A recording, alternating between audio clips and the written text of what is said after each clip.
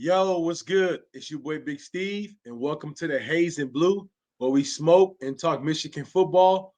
So let's get into it. So, spring game just around the corner. Um, been hearing a lot of interviews going on. There's been a couple players emerging as potential players that can have an impact. We kind of know the similar players as far as the players we know going to be playing come September. Most likely Bryce Underwood's going to be your star quarterback. TJ Guy, Derek Moore going to be on the edge. You're going to have the same linebacker core next year. DBs, it get kind of tricky. It get kind of tricky when you got Rob Moore coming back. You got my favorite player, I believe, is going to be Braden Hillman as a monster. And then you also have TJ Metcalf, the transfer from Arkansas. And then you have players that's been there for a while, like Zeke Berry. And so it's going to be interesting to see how that secondary look. But it is going to be a tall ass secondary because Michigan do have some big dudes in that secondary. So it's going to be very interesting to see how this play out. But I remember watching the interview during the championship run, going against Minnesota, when the coach basically said this is the best team he ever saw. It's the deepest team, where it was like 73 players played out of a possible 75. I wonder who the fuck those other two players were. But just to have that depth is a game changer. And when you got a championship team, you're going to need players that's playing a role, probably not starting, that's capable of starting on 75% of the teams out there. So you're going to need players who can most likely start other places, but willing to sacrifice that for the better of the team, similar to how Keon Sabb was during the national championship run. Kenneth Grant was another guy who stood out like that. So tonight, I was just going to take a look at a couple players that we probably need to start looking at that can be that impact player that probably not getting that much talk about right now. But the first player that stick out to me, and he got some playing time last year in the Ohio game, so he's been out there, but I didn't realize this dude was fucking 6'5". Mason Curtis, man. He was a sophomore, heavily recruited last year as a freshman. He's coming into his second year. 6'5", 200 pounds.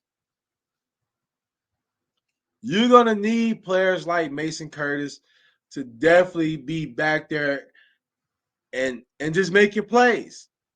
Like I said, he got some playing time last year as a freshman. And just as a sophomore, you want that next step to be in the rotation. Similar to how Brady Hillman was coming along last year as a sophomore, I expect Mason Curtis, to probably challenge some guys for that starting spot. I don't think I ever saw a fucking DB 6'5". So that's nasty work. But Mason Curtis, man, is definitely somebody to keep an eye out on. And come spring game, I know it really don't mean much anymore, but he's one of the players I'm definitely going to be looking at because you want those type players. When your backups is capable of starting at most programs, you're going to have a better chance to win games and make a playoff run. So Mason Graham, my bad, Mason Curtis is definitely somebody we're going to be looking at in the Michigan depth. Um, like I say, Jair Hill came along towards the end of last year. Most likely going to be QB1, 6'2", 185. Like I said, this Michigan secondary go have some motherfucking height. Uh, who else we got? Uh, As far as the secondary defense,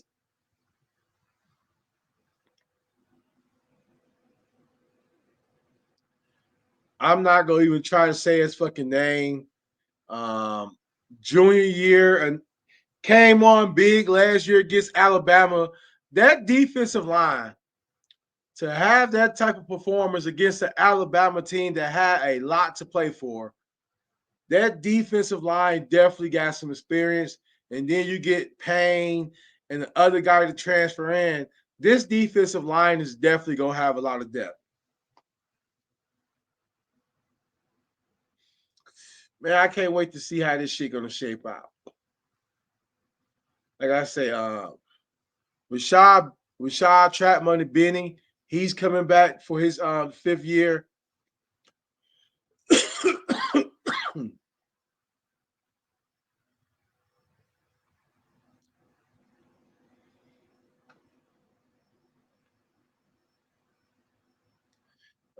Dominique Nichols, he's another guy. 6'5" sophomore out of Oakdale. If this guy can be the guy that TJ Guy was, you know, Jalen Harrell, those type players are going to be tremendously important come down the stretch. You don't want a situation where if TJ Guy and Derek Moore is not in the game, it's a major drop off. You want those players that some might argue that he can be the starter. So Dominique Nichols, another guy, he did make a couple plays last year as a true freshman in the spring game. Definitely stood out, you know. So with Derek Moore and TJ Guy kind of being solidified starters, look for Dominique Nichols to have a major impact on that edge. He's probably the only one. I haven't really heard too many other edges, you know.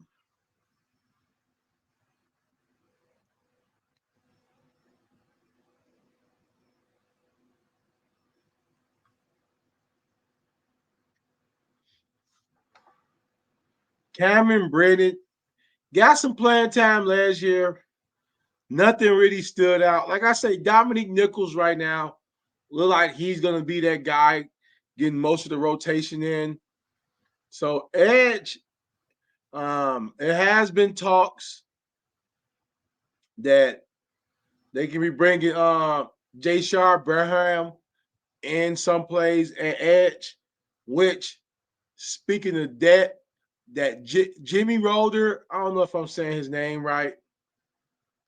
Let's see where he at. Jimmy Roller, yes. As a senior right now, I think with Jashar Barham playing some snaps on the edge, Jimmy Rolders is going to be a very important player come towards the end of the season. You know, he struggles sometimes in coverage, but far as standing his gap, tackling one-on-one, he definitely showed he can make some plays. Like I say, struggle sometime in coverage, but far as a tackler, he's a typical Big Ten Michigan linebacker. Um, like I say, Hood coming back as well. I don't know why the hell he keeps doing this every time. That's just some shit I gotta learn. But yeah, so far as on the defense it goes, you know, the additions of players like TJ Metcalf, you know, Brady Hillman coming back, that secondary is gonna have a lot of depth. We did get the transfer from Georgia at linebacker. He was a freshman, highly recruited freshman for Georgia last year. So anytime you get somebody coming from a program like that, you hope they stand out the way Ernest Hausman stood out when he came over from Nebraska. The now sophomore Hogan Hansen came on strong last year. You know, Colston Loveland missed a lot of time, so Hogan Hassan definitely stepped up. Marlon Klein, I feel, is definitely going to have a big season. Marlon Klein, I can see having somewhere between 400, 500 receiving yards. That dude's a freak, man. And speaking of receiving, right now I'm going to say that this receiving core is definitely underrated, and they're going to ball out. They're going to ball out. I believe Samaj Morgan will have a junior season like no other, better than Roman Wilson's. Having a quarterback like Bryce Underwood is going to open up so many opportunities, not just because he's a great passer, but he's an athletic quarterback. He can run, he can pass. So last year you saw that they didn't even worry about the quarterback play, and so the receivers never had a fair shot. So players like Samaj Morgan, Frederick Moore, the freshman, Andrew Marsh, I've been hearing some great things about as well in spring practice so far. So this receiving core is going to be great this year. You know, I know it's been a lot of talk that they need to look into the portal for another receiver. I don't feel that's necessary. Unless they just see something in McCollin that shows them that they need to. But this receiving room is going to be all right. Channing Goodwin, if you watch the Michigan football highlights they've been putting out, Channing Goodwin is the player that made the catch from Bryce Underwood, the sliding catch. He's a teammate of Jaden Davis in college, I believe. But Donovan McCauley, Kendrick Bell, this can be a great receiving core. The quarterbacks we had last year just made this shit look so horrible. That's why I don't understand why, you know, Jaden Davis is even there right now. You know, I understand you want to get a chance to battle against another great quarterback, but if you couldn't take the reign from that quarterback room last year, it's a wrap, bro. So with these receivers, like I say, Kendrick Bell, Donovan McCauley, Channing Goodwin, Samaj Morgan, these dudes can be special this year. And I'm gonna go as far. I already said Marlon Klein's gonna have 400 receiving yards. Donovan McCauley will have probably 800, and Samaj Morgan will probably have 800. Which, if you're at Michigan, that's fucking great. So Michigan definitely got some depth at receiver that's underrated. And I think with somebody like Bryce Underwood, he's definitely going to help a lot of these guys shine. And possibly if Donovan McCauley can come out and have a Keon Coleman for Florida State type season, who knows? He possibly can sneak in the first or second round. You know, he's a big receiver, had a good year at Indiana, 6'5", 200 pounds. You go out there and get 10 touchdowns and 800 yards, you might can sneak into that second, third round. So there you have it, man. Some players that to keep an eye on that can be making some plays this year as rotation players and future Michigan stars. Like I say, Donovan McCauley, Mason Curtis, TJ McCaff, Dominique Nichols. These is players that's going to be future Michigan stars and strong rotation players this year. So other than that, go motherfucking blue.